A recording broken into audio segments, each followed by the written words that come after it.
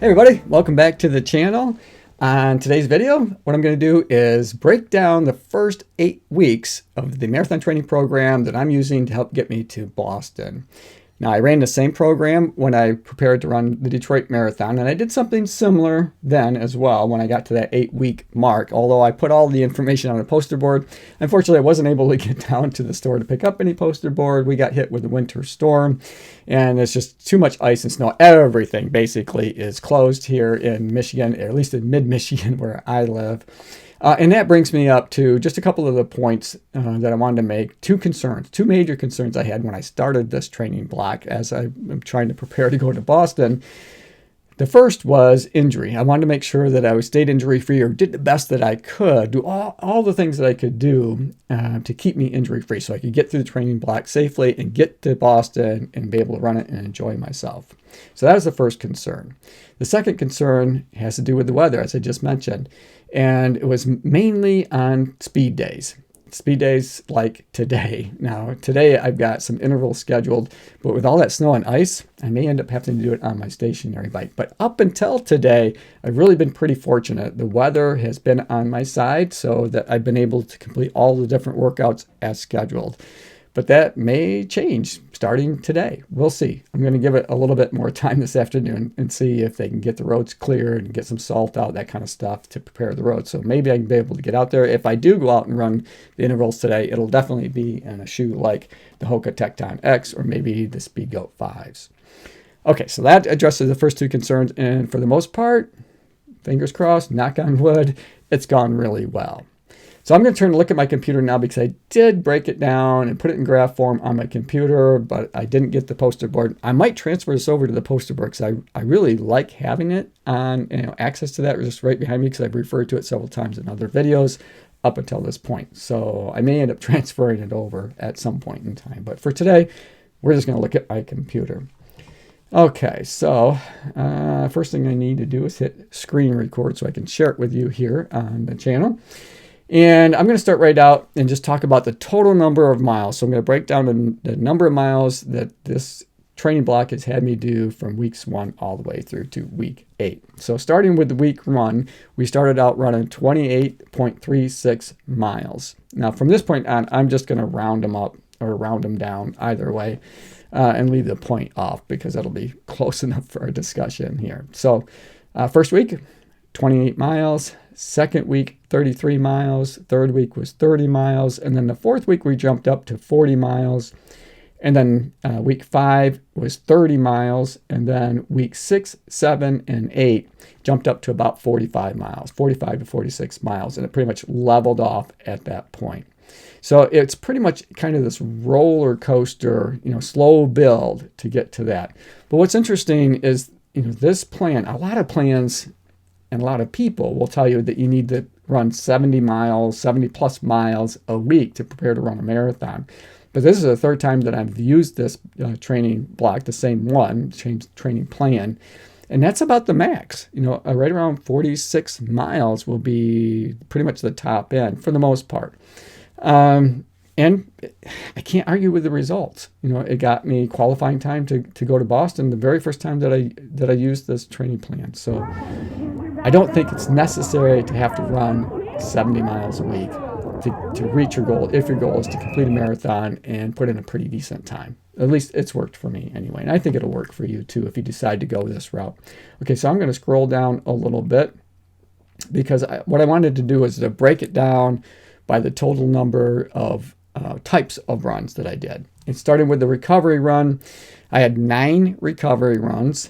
I had just 3 easy runs. Speed work, 17 speed days. And those speed days, there's just a lot of variety there. It started out having me do like intervals and then doing some fartlek. And the intervals often changed up. It's not doing the same type of interval work every single time. So the length that you might be running 1K repeats with a minute and a half to recover. You might be doing 10-minute intervals where you run 10 minutes, at threshold pace, and then have 2 minutes to recover and then run another 10, repeat that 3 times, that kind of stuff. So there's enough variety, even though you're running in speed work a lot, to keep it interesting and to keep it challenging. So that's the speed work. 17 of the 37 total runs that I did was doing speed work. And then, of course, we had one long run each week. So we had a total of 8 different long runs. Now, if we look at the percentage breakdown of that type of workout, we can see that, speed work, because we ran 17 speed sessions, makes up just about 46% of the time. So I know that that's a lot compared to what you might hear other places, and there's a lot of validity in, having 80% of your time doing, running more slower paces and 20% doing speed work. I think that's pretty much the rule of thumb that most, or a lot, not most, I'm going to say a lot of other training plans have you do, but this training block is heavily skewed more towards doing speed work. And it just reminds me, a really long time ago, I got that advice that if you want to run faster, you have to run faster. There's just no way around it. For me, this has worked out okay. So I'm just going to keep plugging forward. So 21% of the time was the long run. We had 8 of those again. Recovery run, we had 9, so that was 24%. And then an easy run, we had 3, which was about 8% for that first 8 weeks. So I'm going to scroll down again because I'm going to take another look at those, but in a slightly different fashion. So what I did is I kind of lumped all of the other workouts. So the recovery run, the easy run, and the long run together in one category. I'm just calling it easy, right? So because we're running at basically an easy pace. And then, of course, the speed work is just together. So if we break it down by percentage of miles traveled, so the total number of miles that I ran in that easy category, adding all 3 of those together, was 186 miles out of that 303 total miles that we ran. That means that 123 miles was doing speed work. So that percentage breakdown does change a little, and that means that 60% of the time I was doing easy workouts, and about 40% of the time I was doing more speed work. So it's still heavily skewed towards doing speed work, but not as heavily skewed as what the types of workouts or runs that I did might suggest. Because if you remember just a second ago, and I'll scroll back up here, if we just break it down by run type, it has me about 46% of the time doing speed work. But if we break it down by the total number of miles that were ran, it drops down to about 40%. And that's the first 8 weeks. So the second 8 weeks will definitely change, and we'll take a look at that a little bit later on down the road. Okay, and then the other thing that I want to talk about or share with you is, just my overall general fitness.